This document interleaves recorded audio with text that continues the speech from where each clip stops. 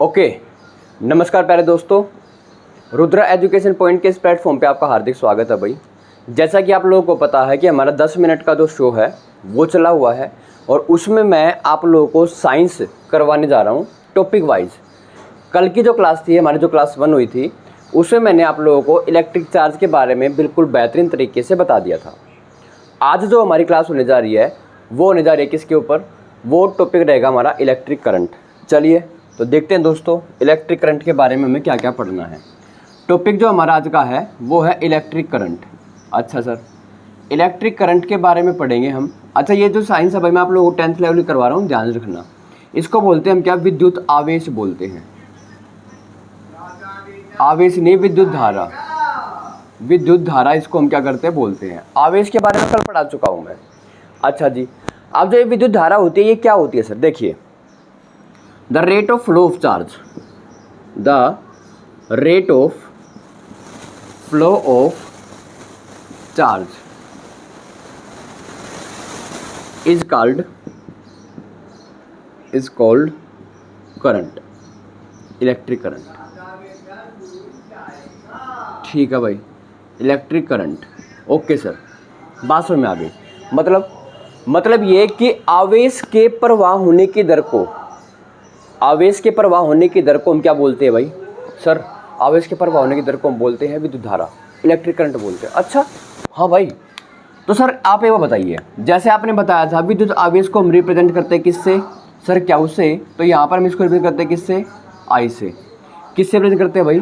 आई से रिप्रेजेंट करते हैं करंट को। ठीक है सर, तो यहाँ से इसका फॉर्मूला क्या बन के आएगा? सर जो करंट होता है क्या फ्लो हो रहा है? सर चार्ज फ्लो हो रहा है। अब ये बताइए मुझे, कोई भी चार्ज फ्लो होगा तो उसको फ्लो होने के लिए कोई ना कोई तो टाइम लगेगा। हाँ सर, बिल्कुल सही बात है। तो अपॉन में टाइम, यहाँ तक बात समझ में आ गई। तो आई बराबर किसके आ गया? क्या वो अपॉन में टी के आ गया। ठीक है, क्या वो हमारा क्या है? आप बताएंगे सर, क्या वो हमारा चार्ज है? टी हमारा क्या है सर? टाइम है। और सर यहाँ पर आई क्या हमारा? इलेक्ट्रिक करंट है, इलेक्ट्रिक करंट है। ओके सर, कोई दिक्कत वाली बात नहीं है। अब सर यहाँ तक की बात हमें समझ में आ गई। कल मैंने आप लोगों को एक फॉर्मूला पढ़ाया था। क्या फॉर्मूला सर? ये था आवेश वाला कि क्या वो बराबर जो होता है वो एन मल्टीप्लाई में ई के इक्वल होता है। ठीक है सर, अगर मैं क्या की वैल्यू यहाँ पर पुट कर दूँ तो फॉर्मूला ये भी तो बन सकता है, आई बराबर है एन मल्टीप्लाई में ई अपॉन में T, number of electron into में चार्ज ऑन इलेक्ट्रॉन अपॉन में टी टाइम। ठीक है सर, यहाँ तक भी बात समझ में आ गई। अब चलिए आगे चलते हैं। सर विद्युत धारा जो है इसको हम मेजर करते हैं किसके अंदर? इसको मेजर करते हैं सर एम्पियर में। ठीक है, या इसकी जो एसआई यूनिट होती है, इसकी जो एसआई यूनिट होती है वो को क्या होती है सर? एम्पियर होती है, एम्पियर।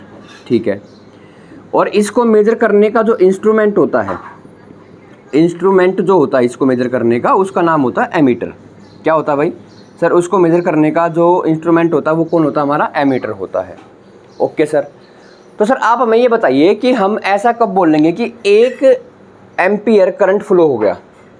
क्योंकि यहाँ पर भाई करंट जो है इसकी एसआई यूनिट क्या होती है? एम्पियर। तो मैं यहाँ पर क्या लिखूँगा? 1 एम्पियर। मैं कब कहूँगा कि 1 एम्पियर करंट जो है कंप्लीट हो गया? हाँ भाई, ये बता देंगे हम जब कहेंगे कि 1 एम्पियर करंट जो है कंप्लीट हो गया।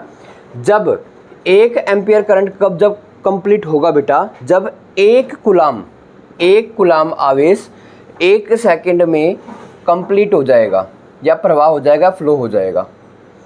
मैं क्या कह रहा हूँ, हम 1 एम्पियर करंट कब बोलेंगे कि फ्लो हो गया?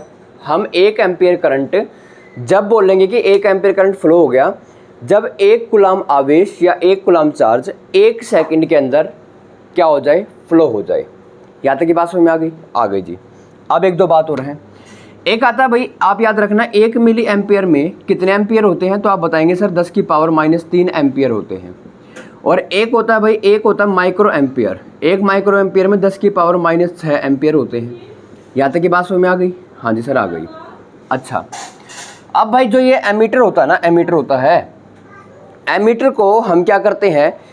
किसी भी सर्किट के अंदर एमीटर को हम जोड़ते हैं किसके अंदर? सीरीज के अंदर। ये भाई रेलवे के एग्जाम का या किसी भी कॉम्पिटिटिव एग्जाम का सबसे इंपॉर्टेंट क्वेश्चन है।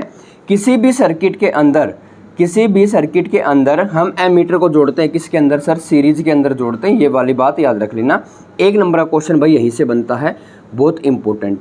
और कई बार डायरेक्ट एग्जाम के अंदर फॉर्मूला पूछ लेते हैं, बताइए भाई विद्युत आवेश किसके बराबर, आई बराबर सर क्या अपॉन में टी के बराबर हो सकता है, आई बराबर में एन मल्टीप्लाई ई के बराबर हो सकता है। और अभी हम कल की क्लास में एक पढ़ेंगे फॉर्मूला पोटेंशियल डिफरेंस, ठीक है, उसके बारे में पढ़ेंगे। मैंने आप लोगों को कल कहा था न्यूमेरिकल्स के बारे में, तो मैं ये सोच रहा हूँ कि न्यूमेरिकल्स के लिए आप लोगों के लिए एक लॉन्ग वीडियो बना देंगे, उसमें कम से कम 25 से 30 न्यूमेरिकल करवा देंगे हम आपको। अभी आप लोगों को मैंने 2 टॉपिक कंप्लीट करवा दिए हैं, इसमें बस हमें यही पढ़ना है भाई, ठीक है। इलेक्ट्रिक करंट के बारे में हमारे यही है, इसके बेस पे न्यूमेरिकल जो ये फॉर्मूला, इसके बेस पे न्यूमेरिकल्स के लिए मैं 25 क्वेश्चन आप लोगों को पीडीएफ फॉर्म में आपको प्रोवाइड भी करा दूंगा, लिंक इसका जो आपको डिस्क्रिप्शन में मिल जाएगा। और दूसरी बात, इसके बाद तीसरा जो टॉपिक हमारा है पोटेंशियल डिफरेंस, इन तीनों के तीनों फॉर्मूलों को कोरिलेट करते हुए मैं आपको सारे न्यूमेरिकल्स करवा दूंगा लाइव क्लास में।